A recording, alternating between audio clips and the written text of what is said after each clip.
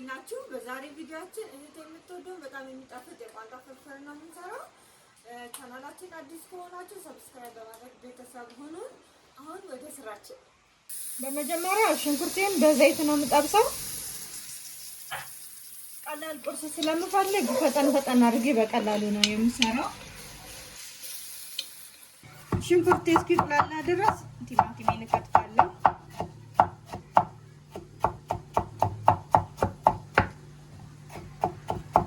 በደንብ ቲማቲሜ እንዳይፈጥብኝ ስለፈለኩኝ ቆዳውን ልጬ በዚህ መልኩ አደቀዋለሁ ማለት ነው።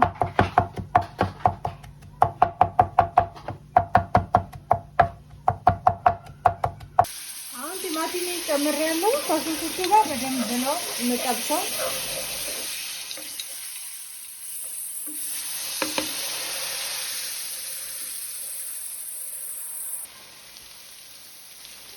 በርበሬ የምንጨምርበት ሰዓት ደርሷል።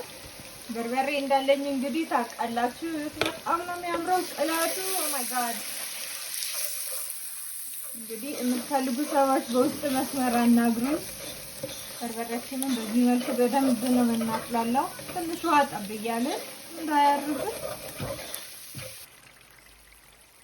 አሁን ደግሞ ነጭ ሽንኩርታችንን ነው የምንጨምረው።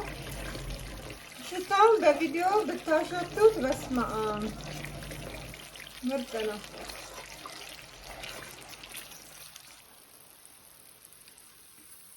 ቋንጣችንን በዚህ መልኩ በስመ አብ ምርጥ ነው። ማርያምን ሽታው ምኑ ያበደ ነው።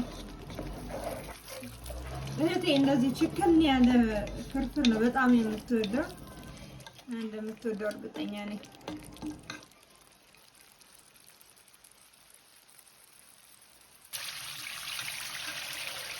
እንግዲህ እየበሰለ ነው።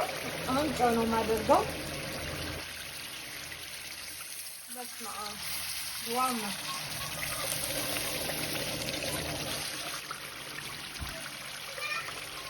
በመጨረሻው ውሃ እንከልሳለን።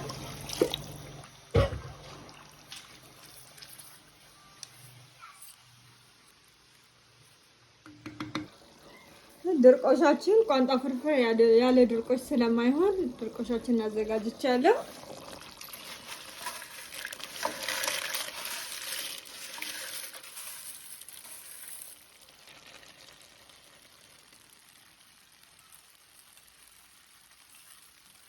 በዚህ መልኩ እንግዲህ ገልበጥ ነው የምናደርገው።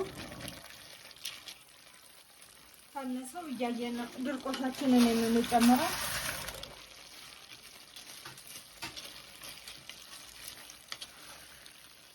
እንዳይቦካ ትንሽ ገልበጥ ነው።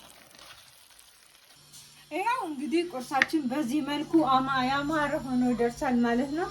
በጣም ያምራል። ቴስቱ ምናምን ቆንጆ ነው። እየሰራችሁ ሞክሩት። በሚቀጥለው ቪዲዮአችን እስክንገናኝ ድረስ ባይ